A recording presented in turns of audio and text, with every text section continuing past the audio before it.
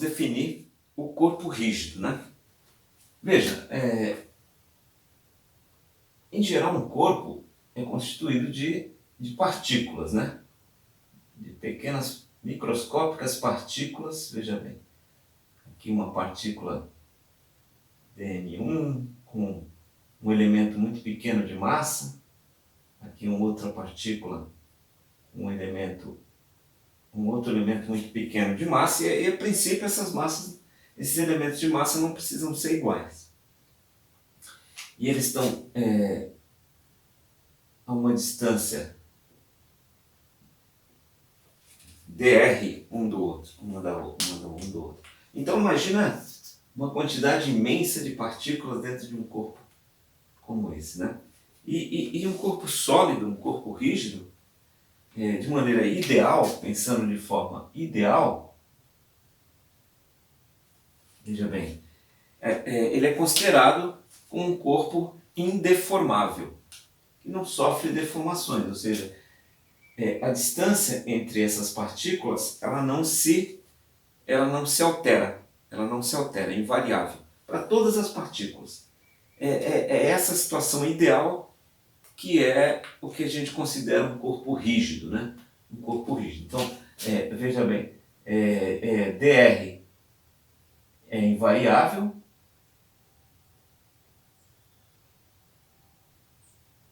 ou seja, essa distância não se altera, né?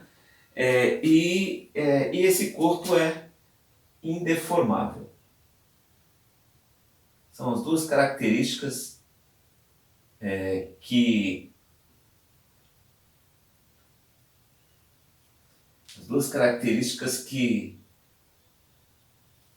para um corpo rígido ideal. Agora, na prática, no mundo real, né, não é bem assim, né? No mundo real, essas partículas elas sofrem uma pequena vibração, né, entre elas, enfim. Os corpos em geral são deformáveis, né? Mas veja, numa situação em que a gente considera que essa deformação é tão pequena que, veja bem, ela pode ser desprezada. Aí a gente pode considerar em primeira aproximação o corpo como sendo um corpo rígido, ok? Essa que é a ideia.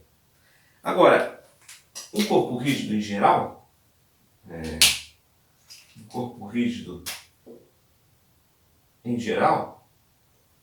ele sofre aí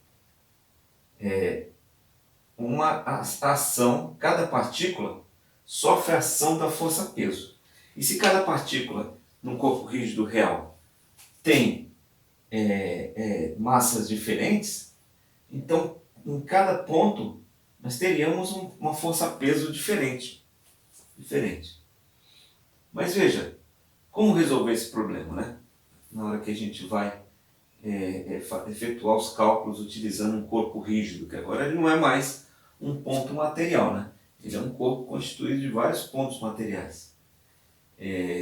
Então, como que a gente resolve isso? A princípio é o seguinte: se a gente considerar que esse corpo rígido não é tão alto, né?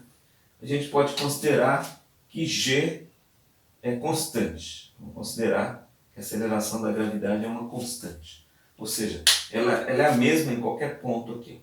Se a gente considerar que a aceleração da gravidade é a mesma em qualquer ponto e considerar que esse corpo é uniformemente distribuído, ou seja, veja que cada partícula dessa tem o mesmo dm, né? Os dm's são iguais, né? Os dm's são iguais, assim por diante. Veja bem, nessa condição a gente pode considerar o seguinte, que veja bem, que o centro de gravidade aqui, ó, chamado de centro de gravidade,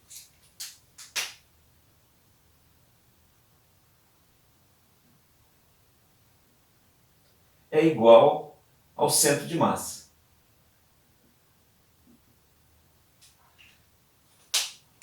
É equivalente ao centro de massa. A gente pode dizer que é equivalente ao centro de massa. Nessa condição, quando a gente considera que os G são iguais, né? A gente pode dizer isso. E nessa condição, veja, até os DMs podem ser diferentes. Mesmo que os DMs sejam diferentes, a gente considerando que G é o mesmo, a gente pode considerar que o centro de gravidade é igual ao centro de massa. Né? É igual ao centro de massa. Mesmo com os DMs diferentes. Né? Mesmo com os DMs diferentes. Agora, veja bem. Então, a gente precisa aprender a determinar esse centro de massa. Porque, veja bem, determinando o centro de massa, a gente tem um centro que é igual ao centro de gravidade, a gente vai trabalhar com o movimento desse centro de gravidade, né? Com o movimento deste centro de gravidade. Então, veja bem, como que a gente determina a posição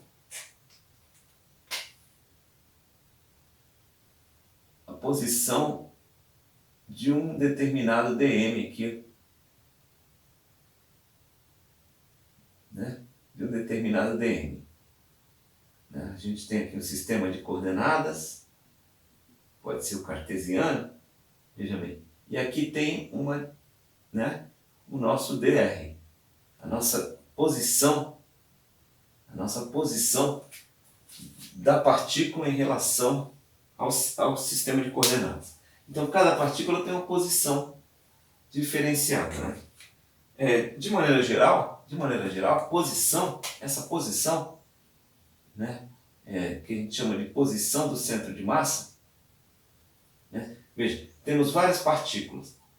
E aqui vai ser a posição do centro de massa. Essa daqui vai ser a posição do centro de massa. Ok? Veja, em geral a gente diz o seguinte. Ela é a soma. Veja, nós temos infinitos elementos, né? Então é a soma infinita, é uma integral de cada posição, da posição em relação ao elemento de massa. Tudo isso dividido, porque isso aqui é uma média, né? É uma média ponderada, tudo isso dividido pela massa total. Pela massa total. Quem é a massa total? Massa total é a integral, é a soma de todas as pequenas massas que tem no corpo. Né? Então, veja bem, de maneira genérica, é assim que a gente determina a posição do centro de massa. Isso aqui a gente chama de posição do centro de massa. Ok? Do centro de massa. E a gente sabe que se a gente determinar a posição do centro de massa, a gente encontra a posição do centro de gravidade. Né? Então, veja bem, nós temos que pegar a média ponderada de todas as posições em relação à massa, somar, e dividir pela massa total, que é a soma de todas as pequenas massas. Certo? Como é um número muito grande de partículas, então a gente tem que fazer um somatório. Agora, uma soma infinita, que é a integral. Agora, se a gente tiver algumas partículas, né, discretas, isso aqui é num sistema contínuo. Né? Isso aqui a gente diz que é um corpo contínuo. Né? Agora, se o sistema for discreto, veja bem, se o sistema for discreto, aí o número de partículas é um número contável, né? É um número contável. Aí a posição do centro de massa pode ser determinada pela soma discreta, né? De 1 até n, né? De 1 até n. De quem? Da posição de cada partícula, né? Veja, em relação ao sistema de coordenadas. Sempre tem que ter o sistema de coordenadas envolvido no processo, né? Então essa aqui é a posição R1, essa aqui é a posição R2, e assim por diante. Aqui é a posição Rn, né? Posição Rn. Então veja bem, e é uma média ponderada, isso aqui multiplicado por cada massa, né? Então R1 multiplicado pela massa 1 mais R2 multiplicado pela massa 2. E é uma média ponderada, a gente divide pela massa total. E a massa total é a soma, veja bem, é a soma de todas as massas. De todas as massas. Ok? Massa total é a soma de todas as massas. Então aqui num sistema discreto, né? Um sistema discreto. Sistema discreto é aquele onde o número de partículas é contável. A gente consegue contar. Sistema contínuo, a gente não consegue contar o número de partículas. Então a gente tem que efetuar uma soma infinita, que é a integral. Agora, em geral, a posição do centro de massa, ela está em 3 dimensões. Então ela tem uma parcela na direção, no sistema cartesiano, por exemplo, ela tem uma parcela na direção x, uma parcela na direção y e uma parcela na direção z. Uma parcela na direção z. Veja, e cada parcela desta,